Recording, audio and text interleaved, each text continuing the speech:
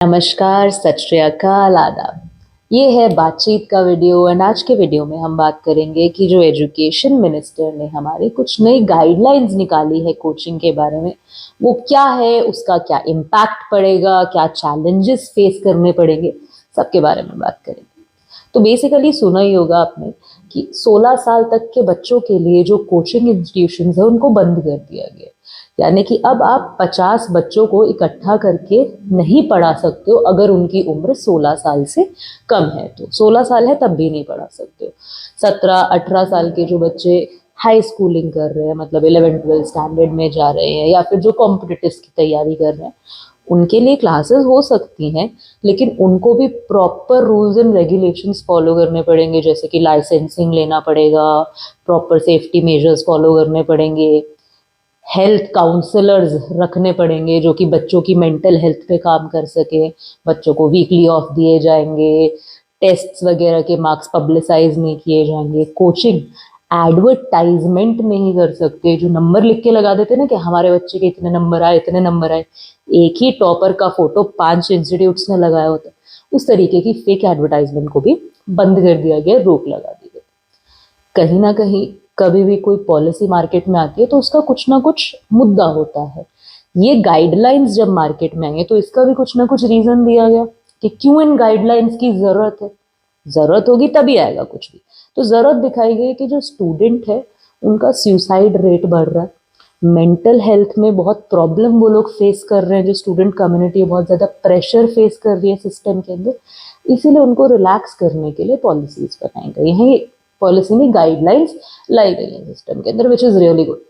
कहीं ना कहीं बच्चों के लिए एक स्पेस क्रिएट हुआ है जहाँ पर वो सिर्फ किताबों में जुड़कर नहीं रहेंगे, कुछ समझेंगे, सीखेंगे, उनको थोड़ा रिलैक्सेशन का माहौल मिलेगा। पर कुछ सवाल है जो हमें यहाँ पे साथ मिलके पूछने चाहिए। जो चीज़ें मुझे पढ़कर समझ आई मैं आप तक पहुंचाने की कोशिश करूंगी कि कोई भी पॉलिसी आती है, जहां तक मुझे समझ में आई बात, वो दो वजहों से आती है। दो ही मेन कारण रहते हैं किसी भी पॉलिसी, गाइडलाइन को, लॉ को लाने के, प्रेजेंट करने के बाय द गवर्नमेंट।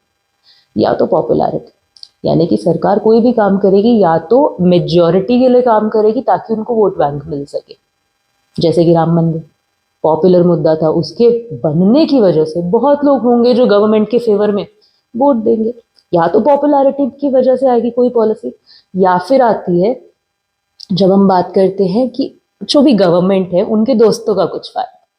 यानी कि जो भी लोग गवर्नमेंट को फंड कर रहे हैं, चीजें चला रहे हैं, उन लोगों को किसी तरीके की बिजनेस अपॉर्चुनिटी मिल जाए, इकोनॉमिक अपॉर्चुनिटी मिल जाए, उन लोगों का फायदा कराने के लिए गवर्नमेंट डिसीजन लेती है। मेरा ओपिनियन है, सही गलत हो सकता है, आपके मेरे विचार यहाँ अलग हो सकते हैं, पर समझ के देखो, कोई भी पॉलिसी लाई जाती है वो कहीं ना कहीं इन दो मापदंडों में फिट हो तो जाती है।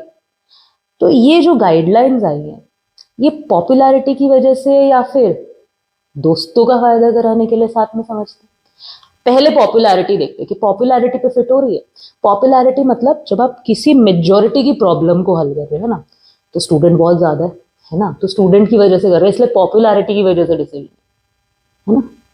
लेकिन अगर हमने जब सुसाइड का डाटा उठा के देखा देश का, तो पता लगा कि स्टूडेंट टोटल में से 100% में से 7.6% बनता है। इससे ज्यादा डाटा, इससे ज्यादा सुसाइड हाउसवाइफ्स करते हैं, 14.8%। उससे ज्यादा सुसाइड डेली वेजर्स, जो लोग दिहाड़ी पे काम करते हैं, घर बनाते हैं, मैनुअल लेबर का काम करते हैं, सीवर साफ करते हैं, इस तरीके के जितने भी काम हैं, उन लोगों का सुसाइड रेट सबसे हाई है, 24.6%। लेकिन डेली वेजर्स के लिए, हाउसवाइफ्स के लिए तो पॉलिसी नहीं आया, गाइडलाइंस नहीं है। क्यों? वहां पे क्यों नहीं गवर्नमेंट काम करती? वो भी तो पॉपुलैरिटी है, क्योंकि वहां पर कोई बिजनेस मॉडल नहीं। एजुकेशन कोचिंग का बिजनेस पता है मैं कितना गया है? 58,088 करोड़ का बिजनेस आज के दिन है एजुकेशन कोचिंग लाइन का।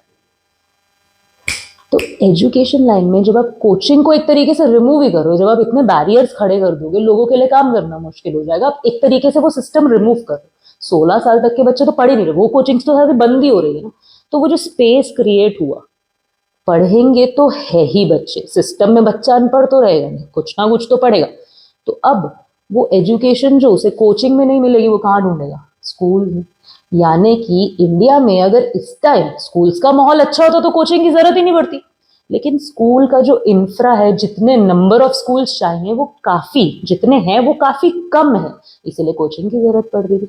अब कोचिंग हटेंगे तो स्कूल के इंफ्रा पे काम करना पड़ेगा, यानी कि यहाँ पर एक अपॉर्चुनिटी क्रिएट होगी कि अब स्कूल के इंफ्रा पे काम हो सकता है।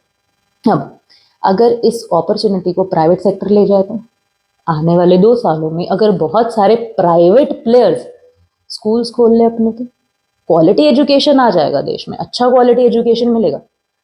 लेकिन सवाल ये कि क्या वो अफोर्डेबल होगा, क्या लोग उस एजुकेशन को अफोर्ड कर पाएंगे? और अगर नहीं कर पाएंगे तो आप कहोगे फिर क्या होगा, आप लोग गवर्नमेंट स्कूल में पढ़ो जो नहीं अफोर्ड कर पा रहे, वहां पे तो एजुकेशन सस्ता है, फ्री है ना।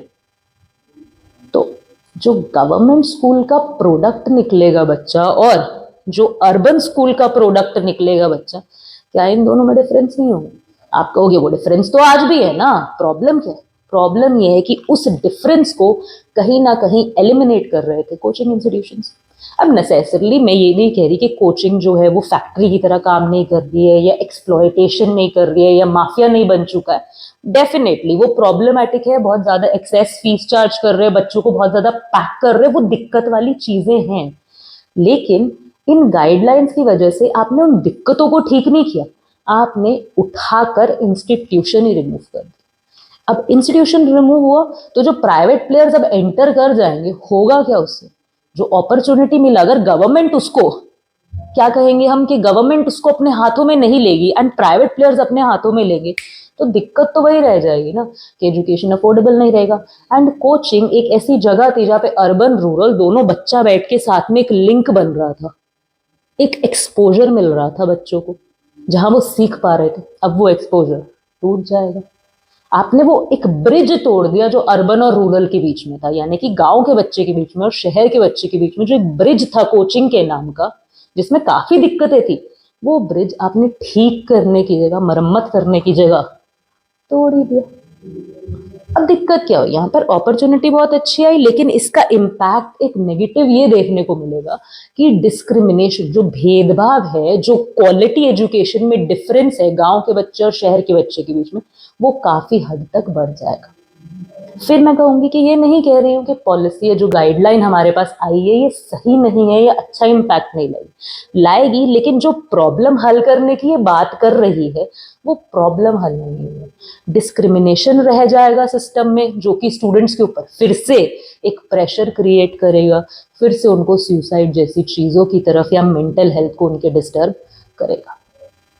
यानी कि कोई भी गाइडलाइन आएगी वो अच्छी बुरी तो बाद में होती है, आ गई तो हमें समझना पड़ेगा कि इसका इम्पैक्ट क्या है। अपॉर्चुनिटीज क्रिएट हो रही है बहुत बड़े लेवल पे, ऑनलाइन भी और ऑफलाइन भी, और इम्पैक्ट क्या है कि कहीं ना कहीं सिस्टम में डिस्क्रिमिनेशन प्रमोट होगा अगर गवर्नमेंट स्कूल का नंबर नहीं बढ़ाया गया एंड उनका क्वालिटी नहीं बढ़ाया गया। आप न्यूज रिपोर्ट्स उठा के देख सकते हैं, बहुत सारे ऐसे गवर्नमेंट स्कूल्स हैं, मैंने खुद पढ़ी है ये चीज कि बहुत सारे ऐसे गवर्नमेंट स्कूल्स हैं जहाँ पे 5वीं तक का बच्चा रीड नहीं कर सकता। आप समझते हो, 5वीं कक्षा का बच्चा सेंटेंस नहीं जोड़ जोड़ के पढ़ पा रहा, तो उस बच्चे को कहीं ना कहीं जो एक सपोर्ट था, एक लिंकेज था जो लिंक करता था अर्बन बच्चे के साथ, एक कॉमन प्लेस था, वो कॉमन प्लेस आप सिस्टम से एलिमिनेट कर रहे हो, घटा रहे हो। तो आपने हल कैसे किया प्रॉब्लम? मेंटल हेल्थ का प्रॉब्लम या स्टूडेंट का प्रॉब्लम हल कैसे हुआ इस कंट्री के अंदर? बस क्वालिटी एजुकेशन घट गया, यानी कि जो रूरल बच्चे को मिल सकता था, एक अर्बन बच्चे को जो एक्स्ट्रा चीज मिल सकती थी, अब वो चीज नहीं मिलेगी। हाँ, ये गड़बड़ हो गई थोड़ी सी, तो फिर यही बात आ जाएगी कि फिर ये गाइडलाइंस नहीं होनी चाहिए। होनी चाहिए, गाइडलाइंस अच्छी हैं, अच्छा काम करेगी, पर सवाल ये हमारा होना चाहिए कि अब गवर्नमेंट इसको प्राइवेट हाथों में, जो फीस का कंट्रोल चला जाएगा, जो सिस्टम का कंट्रोल चला जाएगा, उससे रोकेगी कैसे? क्योंकि कोचिंग क्या था, कोचिंग बहुत छोटे छोटे प्लेयर्स डिस्ट्रीब्यूटेड थे। अब अगर प्राइवेट प्लेयर्स आएंगे वो बहुत बड़े प्लेयर्स होंगे, इनके स्कूल्स को कंट्रोल करना गवर्नमेंट के लिए आसान होगा, कोचिंग को कंट्रोल करना, रेगुलेट करना गवर्नमेंट के लिए मुश्किल है। तो जो प्राइवेट प्लेयर्स आ जाएंगे, सीधा गवर्नमेंट क्या कर सकती है, बस उनको सीधा एक्सेस मिल जाएगा कि वो स्टूडेंट को कैसे टारगेट कर सकती है। कोचिंग में वही चीजें, वही नियम कानून विचार लागू करवाना मुश्किल हो जाता था। तो कहीं ना कहीं एक क्वेश्चन अराइज होता है कि आप देश के बच्चे के भविष्य के साथ एक्चुअली डील कैसे कर रहे हो। पॉलिसी बुरी नहीं है, जैसे कि हम कहेंगे कि पॉलिसी कभी भी बुरी नहीं होती, कुछ भी इकोनॉमी में हो रहा है कुछ ना कुछ उसका पॉजिटिव नेगेटिव इम्पैक्ट निकल के आता है। हम कह सकते हैं एक बुरी चीज उठाते हैं, जैसे कि अब लड़ाइयां हो रही, वॉर हो रही है रशिया और यूक्रेन के बीच में। अब ये बहुत बुरी चीज है, जानों का नुकसान हो रहा है, प्रॉपर्टी डैमेज हो रही है, बड़ी दिक्कत वाली बात हो रही है। यहाँ पर भी एक अच्छी चीज हो रही है, पता है क्या, कि एक बिजनेस अपॉर्चुनिटी क्रिएट हो गया उन लोगों के लिए जिन्होंने हथियार बनाए हुए थे, जो हथियार का बिजनेस करते हैं। उनके बिजनेस की अभी सप्लाई नहीं हो पा रही थी, लेकिन रशिया यूक्रेन के वॉर होने की वजह से उनको एक बिजनेस अपॉर्चुनिटी मिल गई अपने हथियारों की सप्लाई की। इसी तरीके से भावना क्या है मेरी, क्या कहना चाहती हूँ कि जब हम एज अ स्टूडेंट किसी भी टॉपिक को समझते हैं ना, मन में हमारी सिर्फ एक चीज नहीं होनी चाहिए कि हम एक पहलू एक्सप्लोर करके छोड़ दें। सबसे पहले हमें किसी भी पॉलिसी, किसी भी गाइडलाइन, किसी भी लॉ को एक तराजू पर तोलना पड़ेगा, समझना पड़ेगा कि यहाँ पर एक बिजनेस अपॉर्चुनिटी क्रिएट होगा या फिर ये किया जा रहा है वोट बैंक के लिए। जब उस तराजू पे हम तोल लेते हैं, फिर हमें समझना पड़ता है कि ठीक है पॉलिसी आई है, कोई बात नहीं, इसके पॉजिटिव इम्पैक्ट क्या पड़ेंगे और नेगेटिव इम्पैक्ट क्या पड़ेंगे। एंड फिर हमें सवाल पूछना चाहिए कि गवर्नमेंट इस नेगेटिव इम्पैक्ट से डील करने के लिए क्या करे। अगर इस तरीके से हम किसी भी चीज को सिस्टम में समझने लग गए ना, तो सिस्टम हमें समझ आने लगेगा, सिस्टम में सही सवाल उठने लगेंगे। आपके कुछ विचार, आपके कुछ सवाल हमारे साथ कमेंट सेक्शन में जरूर शेयर कीजिएगा।